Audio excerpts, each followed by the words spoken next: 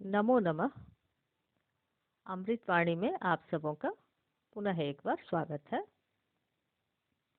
आज हम लोग कक्षा 10वीं के सप्तम पाठ सौहार्दम प्रकृते शोभा का तीसरा भाग पढ़ेंगे। 2 भाग हम लोगों ने पहले पढ़ लिया है, तो अब हम लोग चलते हैं, देखते हैं तीसरे भाग में क्या है। तो पहले 2 भाग में जो हम लोगों ने पढ़ा उसके आगे का ये भाग है। पेज नंबर 10 में हम लोग चलते हैं। अब इसमें देखिए, काकः कौवा कह रहा है, सौव्यंग्यम व्यंग के साथ, कटाक्ष के साथ। सौव्यंग्यम का अगर हम लोग विग्रह करें तो इसका विग्रह हो जाएगा व्यंग्येन सहितम। ये है आपका अव्ययी भाव समास। सौ अव्यय का प्रयोग हुआ है सहित अर्थ में। तो काकः ने क्या कहा, कौवे ने क्या कहा?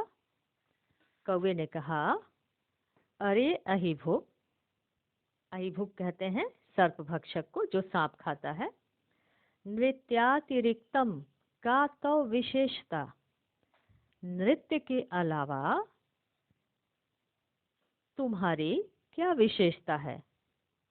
यत् कि त्वाम तुमको वनराज पदाय योग्यम मन्यामहे वयम। वयम अर्थात हम सभी, त्वाम तुमको, वनराज पदाय वनराज पद के लिए, योग्यम मन्यामहे योग्य माने, अर्थात नाचने के अलावा तुमको और आता क्या है कि हम लोग तुमको वनराज पद के लायक माने। यहाँ मन्यामहे क्रिया है और वयम करता है। तो मयूर कह रहा है, अब देखिए मयूर क्या कह रहा है। मयूर कह रहा है, यतः अर्थात क्योंकि, मम नृत्यम तो मेरा नृत्य तो प्रकृतेः आराधना। प्रकृतेः शब्द में, यहाँ देखिए ध्यान से, प्रकृतेः शब्द में षष्ठी विभक्ति लगी है। इससे प्रश्न बनेगा कस्या। उसने कहा कि मेरा नृत्य तो प्रकृति की आराधना है, प्रकृति की पूजा है। और आगे क्या कहा उसने, पश्य पश्य अर्थात देखो देखो, मम पिच्छा नाम अर्थात मेरे पंखों के, अपूर्वम, अपूर्वम यानी अद्भुत, अनोखे, सौंदर्यम सौंदर्य को। इसके बाद वो पिछान उद्घाट्य अपने पंखों को फैलाकर, नृत्य मुद्रायाम स्थितः सन, नृत्य की मुद्रा में स्थित होते हुए, नृत्य की मुद्रा में खड़ा होते हुए। फिर क्या कह रहा है वो, उसने कहा कि नौ को अपी, हम लोग को अपी का संधि विच्छेद अगर करेंगे तो कह जोड़ अपी होगा, इसमें उत्व संधि है। उसने कहा कि को अपी यानी कोई भी, त्रैलोक के तीनों लोक में, मत सदृश मेरे जैसा, सुंदर, अब यहाँ से हम लोग नौ को लेंगे, नहीं है। अर्थात कोई भी तीनों लोक में मेरे जैसा सुंदर नहीं है। ऐसा किसने कहा? ऐसा मयूर ने कहा। आगे वो क्या कह रहा है? आगे वो कह रहा है कि वन्य जंतु नाम ऊपरी, यानी जंगली जंतुओं के ऊपर, आक्रमणम करतारम आक्रमण करने वाले को, तो मतलब तो, अहम मैं, स्वसौंदर्येन अर्थात अपने सौंदर्य से, अपनी सुंदरता से, नृत्येन च और नृत्य से, आकर्षितम कृत्वा आकृष्ट करके, आकर्षित करके, वनात् बहिष्करिष्यामि जंगल से बाहर कर दूंगा। यहाँ देखिए बहिष्करिष्यामि में संधि है, सत्व संधि है। इसका संधि विच्छेद करेंगे हम लोग तो बहि जोड़ करिष्यामि शब्द बनेगा। बहि करिष्यामि अर्थात बाहर करूंगा। फिर आगे वो मयूर कह रहा है कि अतः अर्थात इसलिए, अहम एव यानी मैं ही, योग्य मैं ही लायक हूँ। किसके लायक? वनराज पदाय, वनराज पद के लायक। इसका समास अगले पेज में है। वनराज पदाय का समास होगा वनराजस्य पदाय। ये काका और मयूर की बात हो रही है। तब तक पास में ही नदी का जल पीने के लिए बाघ और चीता आए हुए थे। तो उन दोनों ने इस विवाद को सुना, इस आपस के कलह को सुना। तो वो सुनकर वो लोग भी पास से ही आ रहे हैं। यहाँ देखिए आप, ब्रैकेट में दिया हुआ है एतस्मिन्नेव काले, अर्थात इसी समय, व्याघ्र चित्रको बाघ और चीता। ये व्याघ्र चित्रकों में द्वंद्व समास है। इसका विग्रह अगले पेज में दिया हुआ है, व्याघ्र च चित्रकः च। तो बाघ और चीता भी नदी जलम पातुम आगतो, नदी का जल पीने के लिए आए हुए थे। एतम विवादम श्रृणुतः, इस विवाद को सुनते हुए, वदतः च, और बोलते हुए। क्या बोलते हैं वो बाघ और चीता? अब देखिए, व्याघ्र चित्र को बाघ और चीता। अरे किम वनराज पदाय सुपात्रम चीयते। बाघ और चीते ने पूछा कि अरे क्या वनराज पद के लिए सुपात्र चुना जा रहा है, अर्थात अच्छे पात्र का चयन किया जा रहा है। फिर आगे कहा एतदर्थम तो, अर्थात इसके लिए तो, अहम एव योग्यो आवाम एव योग्यो, आवाम अर्थात हम दोनों, एव मतलब ही, योग्यो मतलब लायक है, योग्य है। बाघ और चीते ने क्या कहा कि इसके लिए तो हम दोनों ही लायक हैं, हम दोनों ही योग्य हैं। और आगे कहा कि यस्य कस्य अपि, यानी जिस किसी का भी, यानी बाघ का अथवा चीते का, हम दोनों में से किसी का भी, चयनम कुर्वन्तु सर्वसम्मत्या, सर्वसम्मति से हम दोनों में से किसी एक का चयन कर लीजिए। यानी यहाँ बाघ और चीता भी अपने आप को वनराज पद के लायक मान रहे हैं और वो कह रहे हैं कि हम दोनों में से किसी एक को चुन लें। यहाँ कुछ कुछ शब्द है, जैसे सौगर्वम है, ये सौगर्वम शब्द अगले पेज में आएगा, उसका विग्रह यहाँ दिया हुआ है, गर्वेण सहितम। फिर पक्षी राजा है, पक्षिणाम राजा, इसका भी अगले पेज में आएगा। फिर है ध्यान अवस्था, ध्यानस्य अवस्था। राजमुकुटः शब्द है, राज्ञः मुकुटः, इसका भी विग्रह, ये शब्द अगले पृष्ठ में आएगा। इसको हम लोग वहाँ से ध्यान से देखेंगे। अब हम लोग चलते हैं नेक्स्ट पेज में। यहाँ देखिए आप, कुछ कुछ संधि और समास दिया हुआ है। एतदर्थम, एतत् जोड़ अर्थम, इसमें जस्व संधि है। फिर व्याघ्र चित्रकों का विग्रह दिया हुआ है, व्याघ्र च चित्रकः च। नदी जलम का विग्रह दिया हुआ है, नद्याः जलम, षष्ठी तत्पुरुष है इसमें। फिर वनराज पदाय, वनराजस्य पदाय, इसमें भी षष्ठी तत्पुरुष समास है। आगे आगे सिंह कह रहा है, सिंह भी इन सबों की बात को सुन रहा था।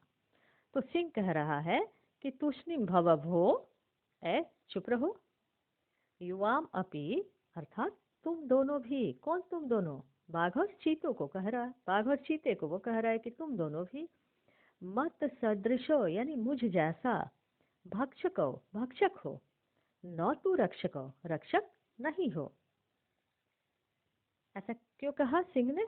ऐसा सिंह ने इसलिए कहा कि जंगली जीव जो थे सिंह को राजा इसलिए मानने के लिए तैयार नहीं थे क्योंकि वो भक्षक था। उनका कहना था कि आप भक्षक हो, इसलिए आप अब जंगल के राजा नहीं रह सकते, हम लोग किसी रक्षक को ही राजा बनाएंगे। तो जब बाघ और चीते ने कहा कि हम दोनों में से किसी एक को राजा के लिए चुन लिया जाए, तो इस पर सिंह कह रहा है कि तुम दोनों चुप रहो, क्योंकि तुम दोनों भी मेरे जैसा भक्षक हो, रक्षक नहीं हो। यहाँ भक्षकों और रक्षकों एक दूसरे का विपर्यय है, विलोम शब्द है। फिर कहा एते, यानी ये, वन्य जीवा, जंगल के जीव, भक्षकम रक्षक पद योग्यम न मन्यन्ते, ये जंगली जीव भक्षक को रक्षक के लायक, रक्षक पद के लायक नहीं मानते हैं। यहाँ आप देखिए, मन्यन्ते जो है वो क्रिया है, इसका कर्ता क्या है? वन्य जीवा। अगर क्वेश्चन रहे कि मन्यन्ते इति क्रियापदस्य कर्तृपदम किम, तो उत्तर होगा वन्य जीवा। फिर आगे कहा कि अतएव, अर्थात इसीलिए, विचार विमर्श प्रचलति, इसलिए विचार विमर्श चल रहा है। यहाँ आप देखिए, प्रचलति क्रिया है, इसका करता है विचार विमर्श। यदि प्रश्न रहे कि प्रचलति इति क्रियापदस्य कर्तृपदम किम, तो उत्तर होगा विचार विमर्श। अब इन सबों की बातों को सुनकर पुनः बगुला आ जाता है और बगुला कह रहा है, क्या कह रहा है बगुला? सर्वथा सम्यक उक्तम। यहाँ आप सम्यक उक्तम शब्द को ध्यान से देखें। सम्यक जोड़ उक्तम, जस्त संधि, प्रथम वर्ण को तृतीय वर्ण में परिवर्तन। तो बगुले ने कहा कि बिल्कुल सही कहा गया सिंह महोदय के द्वारा, अर्थात सिंह महोदय ने बिल्कुल सही कहा। क्या कहा? आगे कहा कि वस्तुतः एव, वास्तव में ही, सिंह के द्वारा बहुकाल पर्यंतम, अर्थात बहुत समय तक, शासनम कृतम, शासन किया गया, परम अर्थात किंतु, इसमें से अधुना निकालेंगे, परम अधुना, किंतु अभी, तू मतलब तो, अभी तो, को अपि, कह जोड़ अपि, पिछले पेज में हम लोगों ने इसका संधि विच्छेद देखा था। अभी तो कोई भी पक्षी एव राजा इति, पक्षी ही राजा बनेगा ऐसा निश्चितव्यम, निश्चित किया जाना चाहिए। और आगे कहा कि अत्र तो, यहाँ तो, संशीति लेशस्य अपि अवकाशः एव न अस्ति, और कहा कि अभी पक्षी ही राजा बने ऐसा निश्चय किया जाना चाहिए, और इस बात में तो संशय का लेश मात्र भी गुंजाइश नहीं है। संशय का अर्थात संदेह का थोड़ा सा भी अवकाश नहीं है, संशय की थोड़ी सी भी गुंजाइश नहीं है कि कोई पक्षी ही राजा बनेगा। अर्थात बगुले का कहना था कि राजा तो कोई पक्षी ही बनेगा, इसमें थोड़ा भी डाउट नहीं है, थोड़ा भी संदेह नहीं है, क्योंकि सिंह ने तो बहुत समय तक जंगल पर राज्य किया, यानी पशुओं का राज्य हो चुका, अब पक्षियों का राज्य होगा, ऐसा बगुला का कहना था। सर्वे पक्षिणः, तब सभी पक्षी, उच्चैः यानी जोर से, आम आम हाँ हाँ, कश्चित् खगः एव वनराजः भविष्यति इति, कोई पक्षी ही वनराज होगा ऐसा। किसने कहा ऐसा? सभी पक्षियों ने एक साथ जोर से कहा। फिर आगे कहा कि परम कश्चिदपि, कश्चित जोड़ अपि, परम यानी किंतु, कश्चित अपि कोई भी, खगः पक्षी, आत्मानं विना अपने अलावा, न अन्यम कम अपि अस्मै पदाय योग्यम चिंतयन्ति। लेकिन यहाँ मुश्किल ये था, सभी पक्षियों ने कहा कि किंतु कोई भी पक्षी अपने अलावा, अन्यम कम अपि, दूसरे किसी को भी, अस्मै पदाय, इस पद के लिए, किस पद के लिए? वनराज पद के लिए, योग्यम, अब न चिंतयंती, नान्यम में से न को हम लोग लेंगे, न चिंतयंती, नहीं सोचते हैं, नहीं मानते हैं, तर्हि तो कथम निर्णय भवे, तो निर्णय कैसे हो? तदा तब, तैः सर्वैः, उन सबों के द्वारा, किन सबों के द्वारा? उन पक्षियों के द्वारा, गहन निद्रायाम यानी गहरी नींद में, निश्चिंतम स्वपंतम, बिल्कुल निश्चिंत सोते हुए, उलूकम, उल्लू को, वीक्ष मतलब दृष्टवा, विचारितम, विचार किया गया। क्या विचार किया गया? यदेशः, यत जोड़ एशः। यहाँ देखिए आप, पिछले पेज का कुछ कुछ शब्द है जिसकी संधि विच्छेद जिसका यहाँ दिया हुआ है। पहले पेज में आया था कश्चिदपि, इसका संधि विच्छेद होगा कश्चित जोड़ अपि।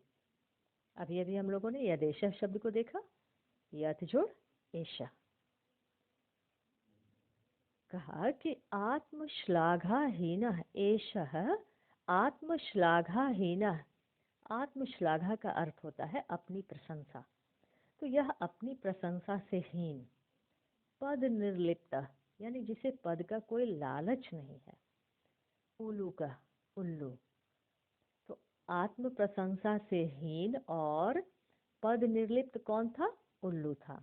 तो कहा उन सबों ने, उन पक्षियों ने, कि अपनी प्रशंसा से हीन, पद का लोभ नहीं रखने वाला उल्लू, एव मतलब ही, और इसमें अस्माकम है, उल्लू ही अस्माकम राजा भविष्यति, हम लोगों का राजा होगा।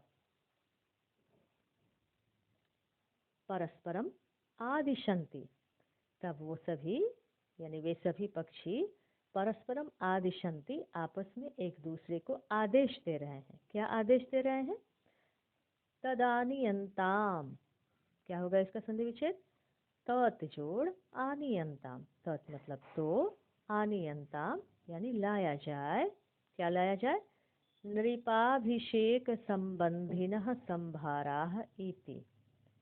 इसको जब अलग करेंगे तो शब्द बनेगा नृप अभिषेक संबंधिनः, यानी राज्याभिषेक से संबंधित।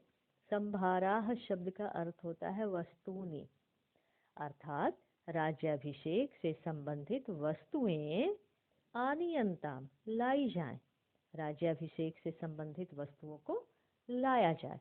ऐसा किसने कहा?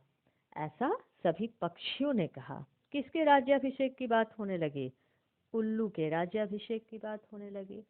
इन लोगों को लगा कि सभी पक्षी अपनी अपनी प्रशंसा कर रहे हैं, अपने आप को राजा बनने के लिए लायक कह रहे हैं, लेकिन यह उल्लू बेचारा कुछ भी नहीं कह रहा। इसका मतलब उल्लू जो है वह लोभ रहित है, तो इसी को राजा बना दिया जाए।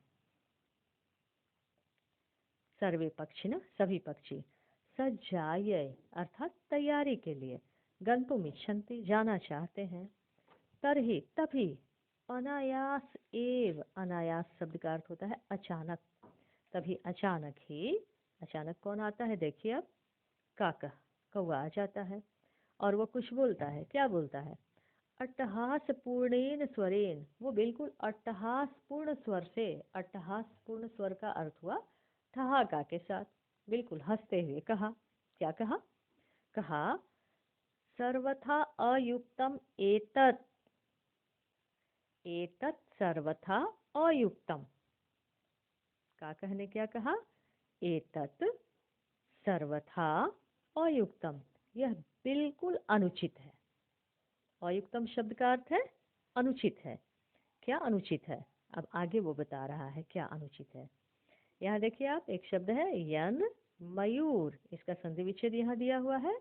इसका संधि विच्छेद होगा यत जोड़ मयूर, प्रथम वर्ण को पंचम वर्ण में परिवर्तन।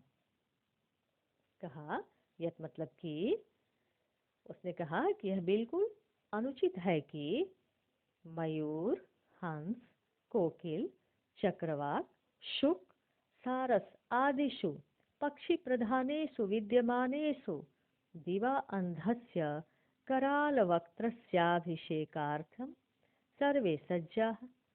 उसने क्या कहा?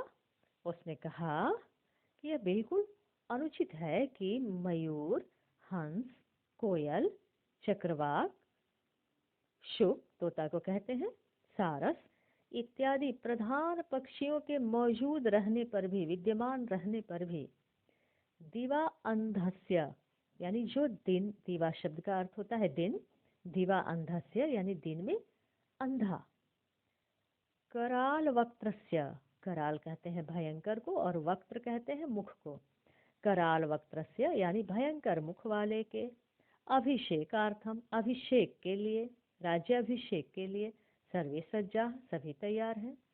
कौवे ने कहा कि यहाँ तो बहुत सारे पक्षी प्रधान हैं। पक्षी प्रधानों में उसने किसका किसका नाम गिनाया?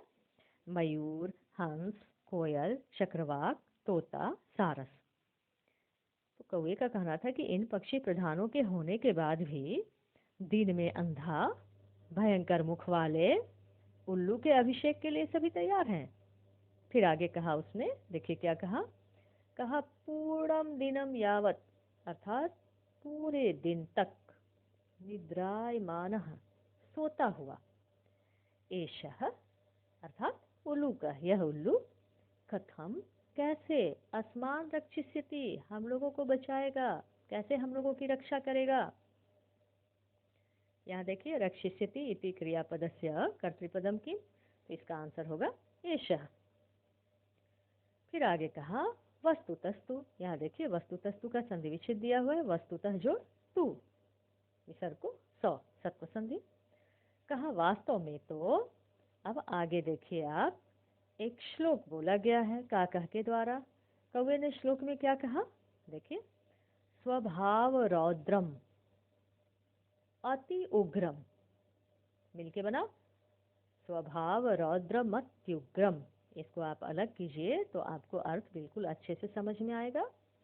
स्वभाव रौद्रम अति उग्रम, अर्थात स्वभाव से रौद्र यानी क्रोधी स्वभाव का, अति उग्रम अर्थात अत्यंत उत्तेजना वाला, क्रूरम अर्थात दयाहीन, अप्रियवादिनम अप्रिय बोलने वाला, उलूकम उल्लू को, नृपतिम कृत्वा राजा बनाकर, का नु अर्थात निश्चय ही, का सिद्धि भविष्यति क्या सिद्धि होगी, क्या लाभ होगा।